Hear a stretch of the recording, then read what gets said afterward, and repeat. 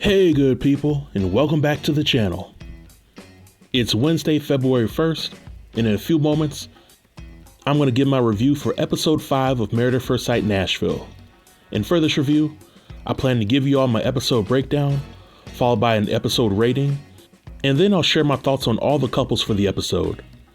Now I will be discussing a brief spoiler that most of you probably already know regarding Domynique and Mack, so if you want to skip the spoiler, then it'll be highlighted in the chapters and you can skip it. But before we get into things, if you're new to the channel, if you like my content, then feel free to hit that subscribe button. Subscribing is free and it helps me grow as a content creator. So without any further delay, let's jump right in. Episode 5 is the honeymoon episode. Over the course of the episode, we get to see Kirsten and Shaq finally join the rest of the cast. We get to see the cast members go on their excursions, and they get to know each other a little better. I think it's safe to say that some of the couples had a good time, and some of them did not. But overall, on a scale of 1 to 10, I'll rate this episode a solid 5. I'm really digging this hour-and-a-half format for the show, because it does not feel like I'm wasting that much time anymore. The drama for the season is starting to amp up, but I did feel sorry for Jasmine and Shaq this episode, and I'll get to that in a little bit. Now let's talk about these couples, and I'll begin with the first order of appearance. First, there's Nicole and Chris. We are into the first 24 hours of the honeymoon, and Nicole and Chris are still on the path towards a healthy marriage. They spend a great deal of time talking about surface level things, but during their activity, they taste about 6 different types of rums. Now, I don't know if any of you out there have ever had rum from the Caribbean, but I've had one brand that was so strong, it was enough to put hair on anybody's chest. But I think it's important to point out the misdirection by the production of Married at First Sight. Some of you may remember that during the previews for this episode, Chris was seemingly reaming out Nicole in what he would and wouldn't accept from her. But when the entire scene played out for this episode, Chris was in fact talking about how he would have dealt with Nicole's past self. So there's really no reason to worry about these two just yet. But then there's Jasmine and Airris. When we first see them, Jasmine has a plate full of bacon, while Airris is still refusing to dine on the swine. They start to get to know each other by talking about their past relationships and why they didn't work. I was surprised in how receptive Jasmine was when Airris told her that he was the primary reason for why his past relationships didn't work. And this was because Airris really didn't provide a sufficient follow-up explaining what he learned from his past mistakes and why he doesn't plan to make them in his current marriage. But later on, they go snorkeling and they have a good time. It's pretty obvious that they are physically attracted to each other, at least good enough for them to hop in the sack for a game of hide and go get it. But Brother Airris was laying it on thick when talking about the topic of sex. There was no warm-up, no subtlety, no tact, and no finesse. He's asking this woman, who he still barely knows, and who is being filmed for a national audience, about her favorite sexual position. Even if she was a super freak of the week. Even I know that most women in her position wouldn't freely talk about sex for the world to see, especially not in this stage of the game. Airris also makes it known that while Jasmine may like pork, he can give her the best beef injection of her life. I think Airris would have had a lot more luck if he just took his foot off the gas. But towards the end of the episode, Airris admits to Jasmine that he's never been in love before. Jasmine then starts to do calculations in her head, and she realizes that the math ain't mathin'. And I gotta agree. Airris really hasn't shown any sign that he genuinely wants to get to know Jasmine, and that he's capable of loving her the way that she wants to be loved. Right now, she should have her guard up, and hopefully she doesn't sleep with Airris. But my spider sense is telling me that she's gonna give him the mushu within the next 5 episodes.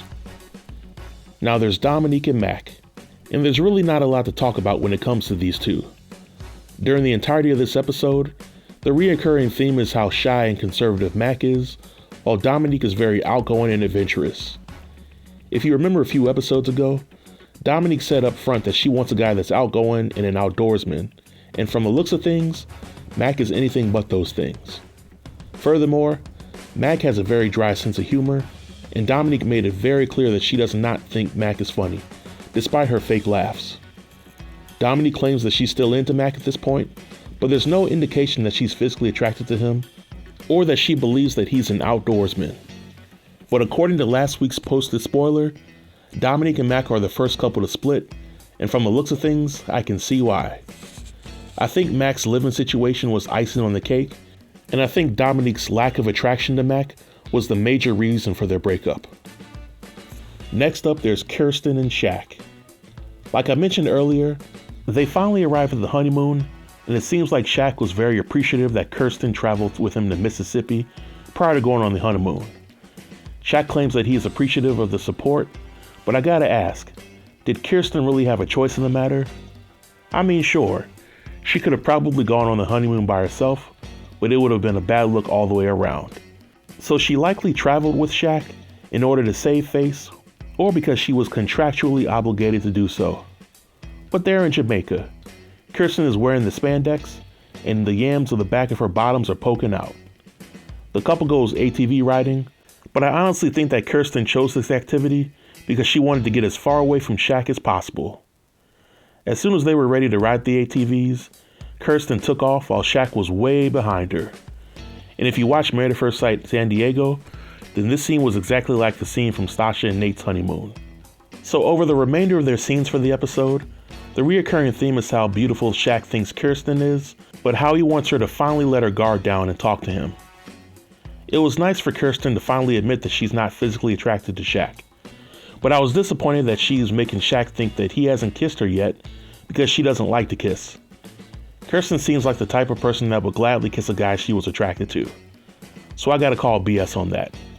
I also was not a fan of how Kirsten told Shaq that she needed him to naturally talk to her versus talking at her. This gives Shaq the impression that he has a chance. But in my opinion, either the chemistry is there or it's not. Now, Miles and Karen from the New Orleans season were the exception to the rule, but rumors have it that their marriage is even on the rocks. But the more I see Shaq and Kirsten, the less hope I have that they will ever see eye to eye. And finally, there's Gina and Clint. I had a feeling that their scenes for the episode were going to be interesting when they went through hell and back just to see a waterfall. But they discuss a lot of surface level things, and they finally get to address Gina being independent and her need to find somebody who supports her lifestyle and that can appreciate it. Well, surprise, surprise, Clint is also independent, and he also wants someone that can support his lifestyle and appreciate it. Now, if oil and water were a couple, they will be called Gina and Clint. What's even more interesting is that there are issues with Gina and Clint being physically attracted to each other. I applaud Clint for initially taking the high road and not trying to hurt Gina's feelings by telling her his preference in women. Gina was the first one to strike a nerve when she told Clint to his face that she didn't think there's physical chemistry between the two of them. Clint agreed with this assessment, but he also shared that there was room for them to grow. Gina then took Clint's response as the go-ahead to tell him that she doesn't think he's cute. But speaking as a man, I think that everyone is entitled to be attracted to who they want to be attracted to.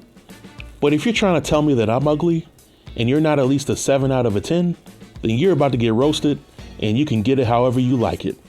Medium rare or well done. Call it petty, but I support Clint's right to talk about his preferences in women. Gina opened the door and Clint is about to tap dance right through it in the next episode. Yes, some of the women who watch this show may feel that Gina is entitled to express how she feels, while Clint needs to shut up. But I say let the games begin. Don't dish it if you can't take it. Well, this marks the end of my review. If you have any questions or comments related to tonight's episode, feel free to leave them below in the comment section, and I'll be sure to reply to everybody. Until next time, stay tuned and stay safe. Peace.